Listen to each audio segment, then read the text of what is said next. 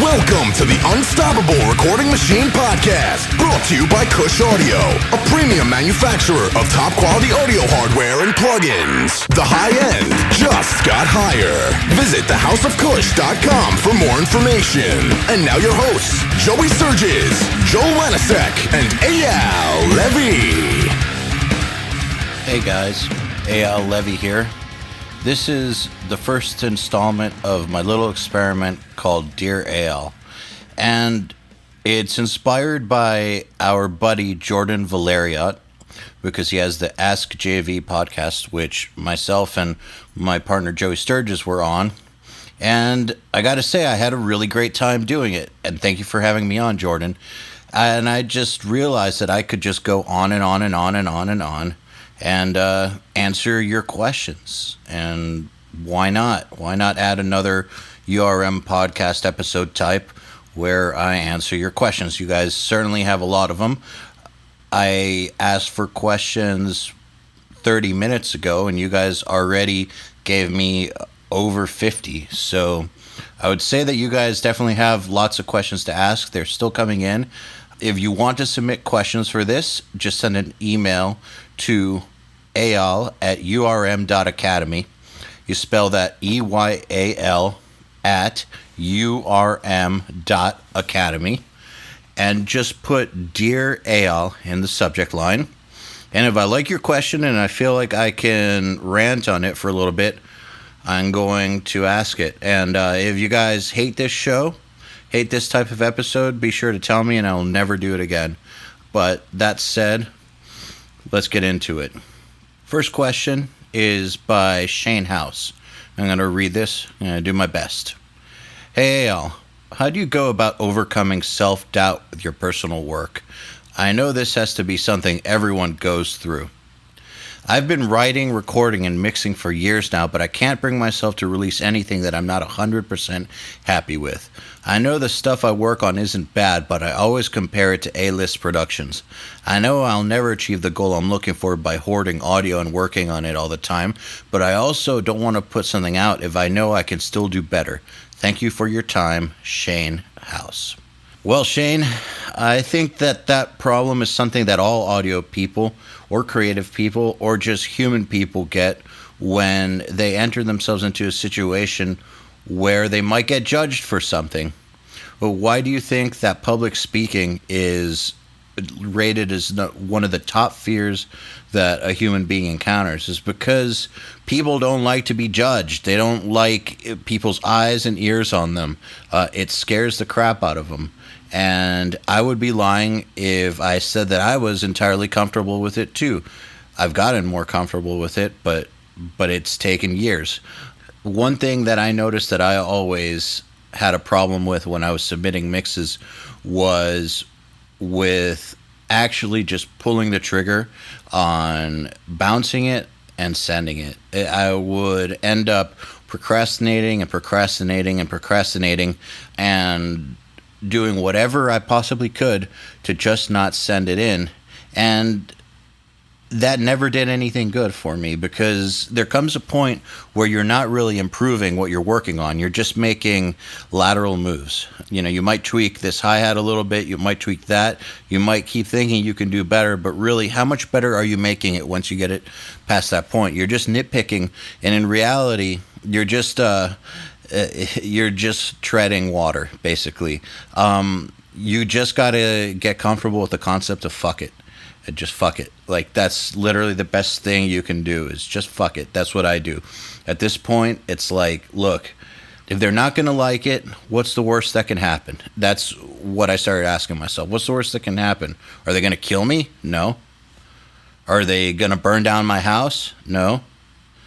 Are they going to shame me in front of the whole internet? Like, are they going to post something and say, this mix is the worst thing I've ever heard, and Eyal Levi needs to be tar and feathered, and no one should ever mate with him. He should be cast out, put on an island, get AIDS, and die.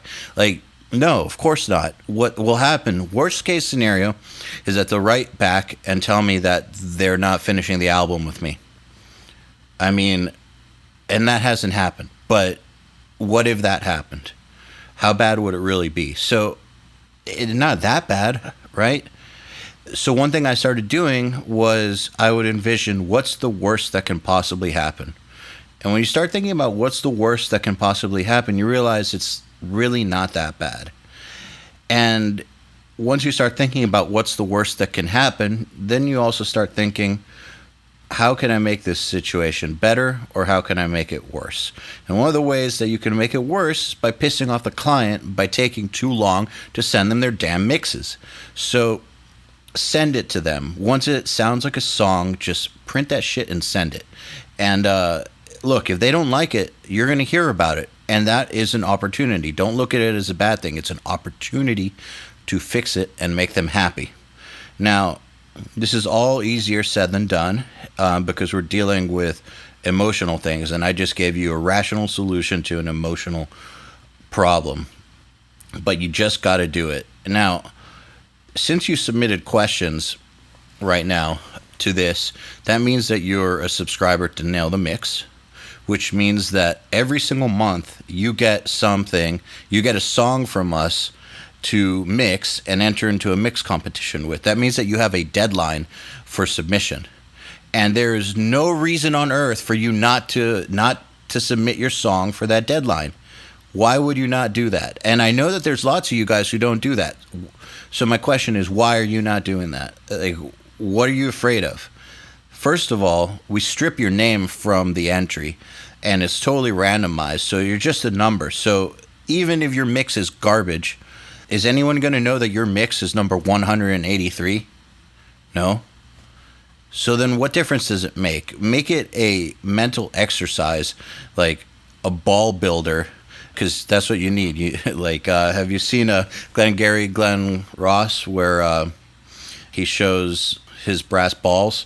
That's what you need. You need to grow some balls, buddy. And submitting for the Nail the Mix deadline is a good, safe way to do it because no one's going to judge you. Just send them in, get into that habit. And what's great about it is the deadline is the deadline. So no matter where you're at, you just make yourself do it. And on the topic of hoarding music, you really are not going to get better unless you commit to moving past that. One of the biggest problems that I find with the people that I crit on our one-on-one calls is that they work on the same thing for way too long. That's another reason that Nail the Mix is a monthly thing and not just one song in a course, because you need to mix lots of songs. Just like if you're a writer, you need to write lots of songs, or if you're a producer, you need to produce lots of songs. You need to be working on lots of material all the time and have a good quick turnaround so that you keep on refreshing your skills. You will get stagnant if you work on the same thing, and you will not improve. So you are doing yourself no services. You're not helping yourself. You're not doing yourself any good by hoarding audio. So literally write the words fuck it on your forehead backwards so you can read it when you wake up and look in the mirror. Tattoo it on the inside of your wrist. I don't care. Just start saying fuck it to yourself. Whenever you get that voice that's like, nah, I just want to work on it more. Nah, it's not good enough. Nah, I can do, but fuck it. Just send that shit in. Fuck it. Move on. Just fuck it. Okay? Fuck it, dude. Fuck it. Next question. This next question comes to us from Mr. Christopher Couser. And, hey, Christopher, next time, ask us in the form of a question instead of just 2 sentences. Thank you. But anyways, Christopher says, how about something about room treatment? Like, what DIY solutions or buying pre-made? Thanks. All right. Well, let's just say that when people talk to me about what they should spend their money on, I think that the things that you should spend your money on first in audio, if you have a limited budget, are the things that you're going to be using the most. So what are you going to be using the most? You're going to be using your computer, your speakers, your software, and the room the most. Now, since we're not talking about speakers, software, computer, desk, or chair, we'll talk about the room. Now, there are some people in the world with ears of gold, like my partner Joey Sturgis, who has no room treatment and still put out incredible mixes. Now, I have worked in his rooms before, and his rooms sound really good. So he could have just lucked out, I think, or he really did just learn his speakers that well. I don't know what it is. He's a bit of a wizard. You should assume that you're not a wizard. And with that said, you should assume that you need to treat your room. And the reason for it is because you're probably working in a room that was not designed to be a control room, right? You're probably working in a converted bedroom or garage or, kitchen. Who the hell knows? You're probably working in a room that was not designed to be a control room.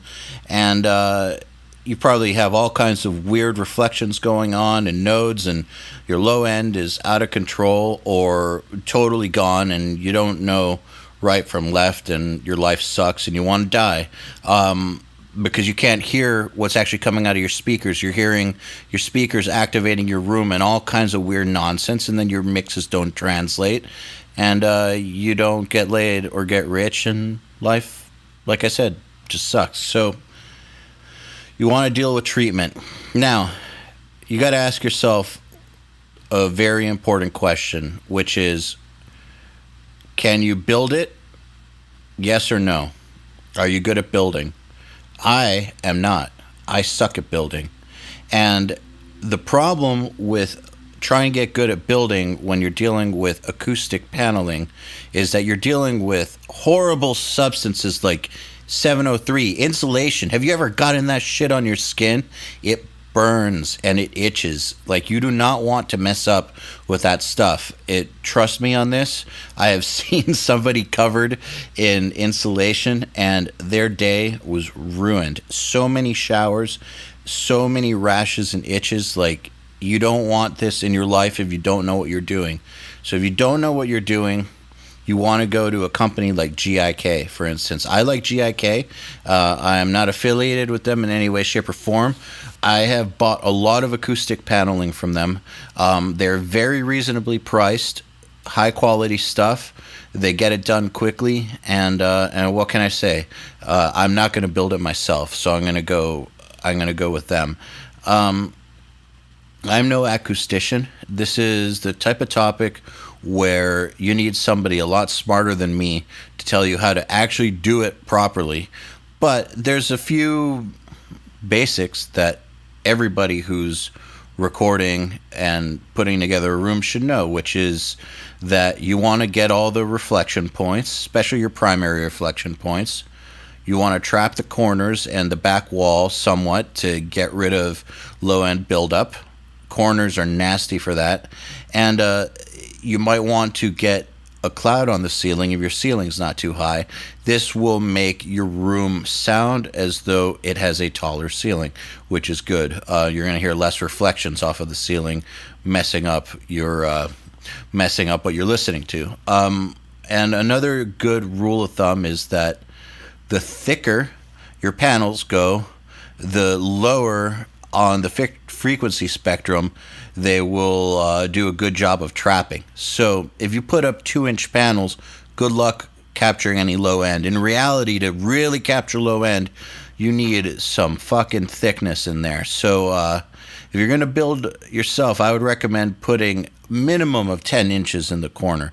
But I've done up to 20. And that really, really helped. You also might need to build diffusers behind you. And the good thing about this is that if you look online, there are plenty of resources for how to go about this. Plenty of resources. And really, all you need to do is get some 703, some sort of a breathable fabric, some wood, and some plans, and put the shit together. Now, however, sounds easier said than done, right? I'm not going to try it because I'll fuck it up and I'll get insulation all over myself, and something that's supposed to be a 90-degree angle will be 45 degrees and it'll all fall apart and be terrible. But those of you who are even a little bit handy should give it a shot. And like I said, plenty of resources online. And if not, you can always buy from a company like GIK. We have plenty of resources in our private group for this too. Lots of guys who have built their own traps. We even have guys who help people design rooms. So this is one of the benefits of being signed up to Nail the Mix. You, as a bonus, get access to our Facebook community, the Private Producers Club, where people help each other out.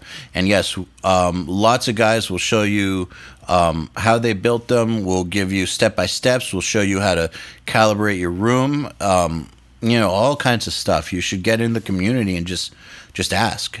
Just ask. But really, the most important thing here is for you to determine, are you the type of person who's going to build it?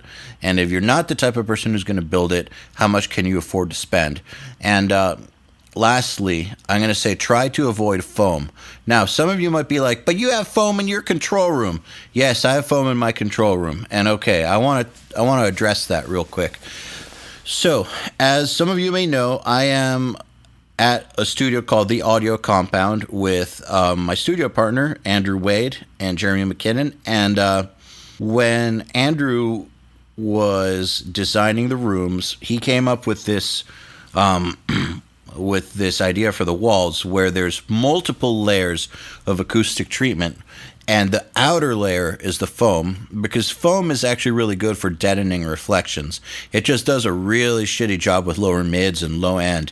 So if you only put up foam, all you're going to do is get a really, really dull sounding but kind of dead room. It's just weird. It's dull and dead, but resonant in the low end. It's just not what you want for a control room. You'll drive yourself mad. But with the way that he did it, with the multiple layers of insulation, several feet thick, with the foam as just the outer layer, it actually works really well. So yes, I have foam in my room, but that's not all that I have in my room. It's just one of many, many layers, and the room sounds great, very balanced. You don't hear any crazy reflections. It's great. And you go to the back of the room, and the low end doesn't suddenly get crazy. It sounds the way a control room should sound. But it was a whole project. Thousands and thousands of dollars went into building these rooms, and that foam was part of a calculated acoustic by a tone pie, I guess. That was a little throwback to the Creative Live Andrew Wade recording rock guitars tone pie. Let me take a sip of this drink.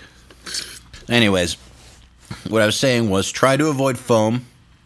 First of all, it's a huge fucking fire hazard. Anyone remember the Great White Fire from 2003, I believe, where this band Great White played a club and used pyro indoors, which is really, really dumb. And they had acoustic foam on the walls and ceiling, and it caught fire, and lots of people died. I think 100 people died. It caused an inferno. Awful, awful story, and it was because of the acoustic foam. So I'm just telling you, if you like having candles or smoke cigarettes or weed or have any sort of fire, you really want to think twice about foam.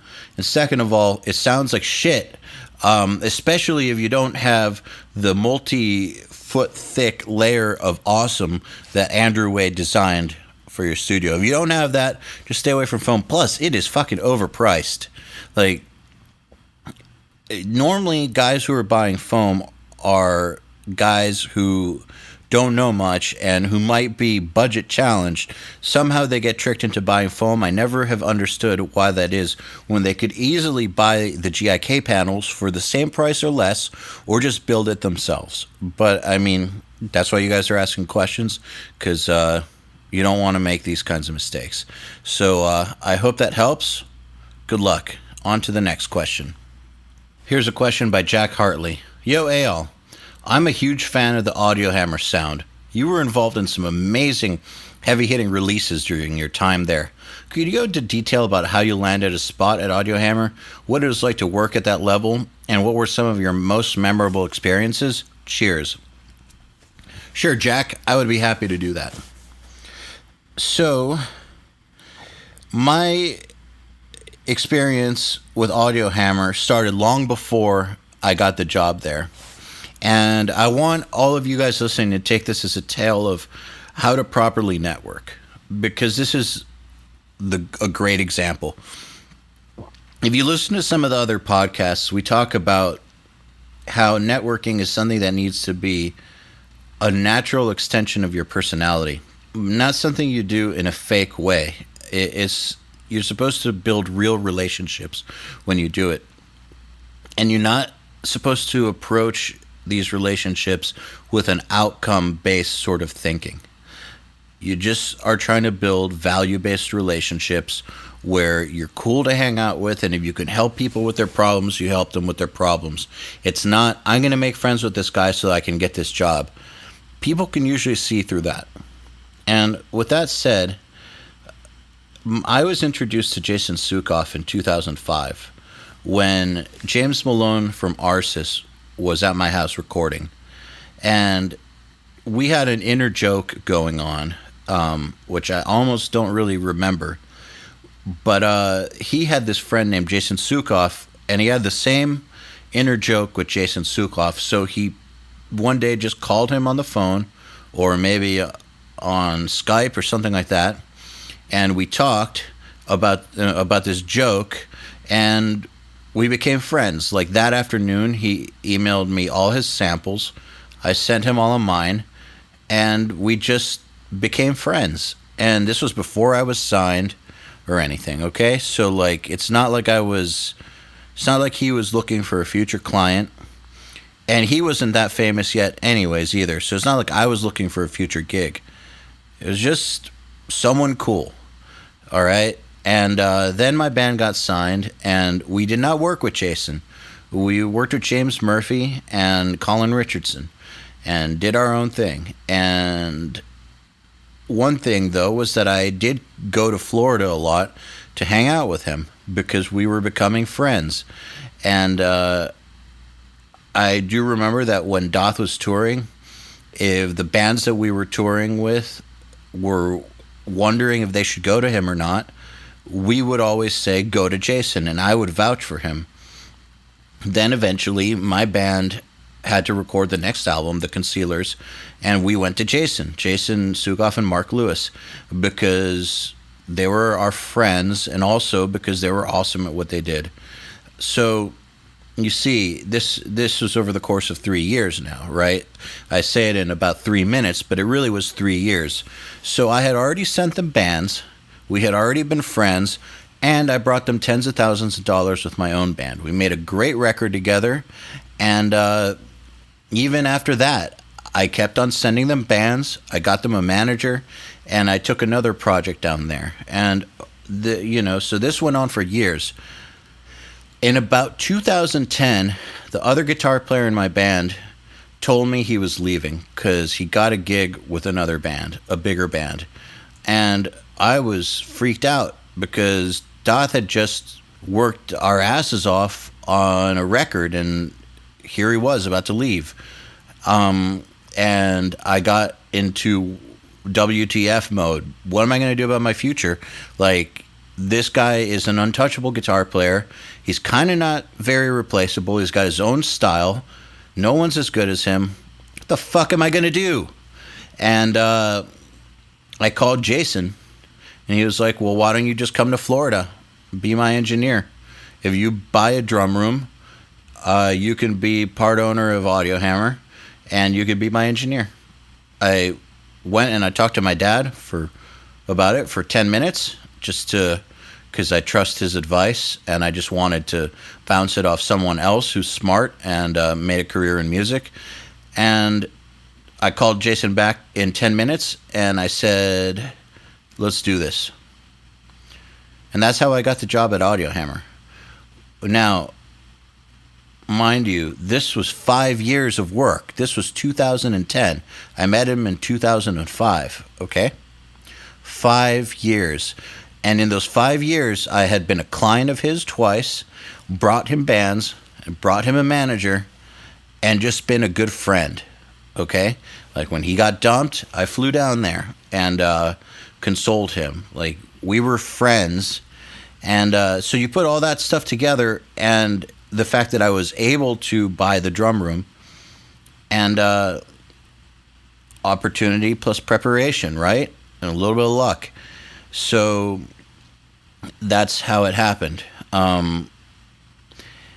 So back to the networking thing is I did not have that outcome in mind when Jason was added to my network. I just wanted to build a relationship because I thought he was a cool guy. End of story. Was a life-changing relationship, but again, the final outcome was not in my mind when I went into it.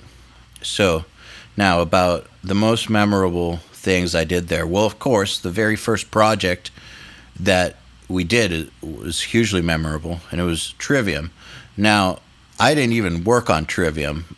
It was more like I bought the house with the drum room, and within the first 2 weeks of being there, Colin Richardson and Carl Bown and Ginge came from the UK to track Trivium drums in my drum room.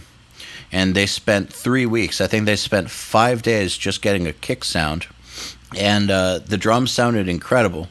And I remember Colin telling me that this was the best drum room that he had ever used in North America. And I was like, wow, what a way to christen this drum room, right? To have Colin Richardson record and get a great sound. What a way to kick things off. So obviously that's highly memorable, even though I didn't work on it at all. Another thing was when we were working on Demon Hunter, and Jason mixed Demon Hunter. I just did mix engineering on that one, but I guess I had been with him for a little while, and that was the first time where he trusted me enough to start taking on the mix notes, doing automations, and communicating with the band and the producer. And I guess I had been there almost a year or something like that at that point. And I had just been like learning how to edit the way he wanted me to, learning how to set up sessions, learning how to do all the mix prep, all the engineered tasks that were involved. And Demon Hunter was the first time that he was like, okay, here, just do these notes. So I did them, and I think I did a good job because we didn't get too many notes back. And from that point on, my job involved mix notes. And that was a big confidence boost, and I felt great about it. And Demon Hunter is a great band and greatly produced. So that was just cool. And then I'd say the third thing was when I got to fly to Detroit to record the Black Dahlia Murder drums, because they are to date one of my favorite metal bands of all time. I think that they're one of the most professional and tight bands in the extreme genre ever, maybe. Everything about them, in my opinion, should be heralded as how to do things right. From the way they handle their business, meaning the actual financial business of being in a band, all the way to the way that they handle the standards, the artistic standards of writing and playing and lyrics and art and branding. Like, it's all just top fucking notch, and they do not fuck around, and they are very, very serious, and they know what they want, and they go after it, and they're good enough to do it right. And I mean, nice guys, cool guys. What else can I say? One of my favorite bands. And it was one of these situations where, like we tell you guys, be cool and do a great job, and be present, because at some point in time, the guy you're working under is not going to be able to do a job, and if you've proven yourself, he's going to give it to you. And if you listen to our podcast, there are lots of guys who have that story, and guess what? So do I.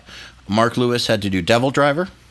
He was originally hired to do Black Dahlia Murder, but he couldn't. He had to do Devil Driver, and he gave me the Black Dahlia gig. I flew to Detroit and did the drums, stayed at Brian's house. It was killer. I loved it. Recorded at a studio called Rust Belt, which you should look it up. It's got gorgeous board, API board, and all kinds of awesome gear. All just a great experience. I loved it, and you can find pictures of it on my Instagram. So I'd say that those are my top three most memorable Audio Hammer experiences. Okay, well, that was my first installment of Dear Eyal. I hope you guys enjoyed it, and if you didn't enjoy it, please write me and tell me to never do this again. But if you did enjoy it, please help keep this going by asking questions. And you can do that by sending an email to eyal@urm.academy with the subject line, Dear Eyal. I will answer your questions about anything. It can be about music, audio, life, relationships. I don't really care. I might actually answer non-audio questions, but just send them in. We'll get to them. And if you send enough, I will do this weekly. Take it easy, guys. The Unstoppable Recording Machine Podcast is brought to you by Kush Audio, a premium manufacturer of top quality audio hardware and plugins. The high end just got higher. Visit thehouseofkush.com for more information. To ask us questions, make suggestions, and interact, visit urm.academy/podcast and subscribe today.